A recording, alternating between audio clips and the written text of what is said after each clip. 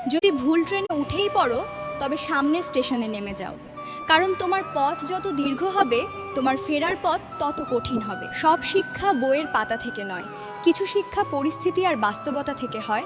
টাকা মানুষকে বড়লোক বানাতে পারে, কিন্তু ভদ্রলোক নয়। ভাঙা মোবাইল আর নষ্ট সম্পর্ক তুমি যতই মেরামত করো না কেন, সেটা আর কখনোই আগের মতো সার্ভিস দিবে না।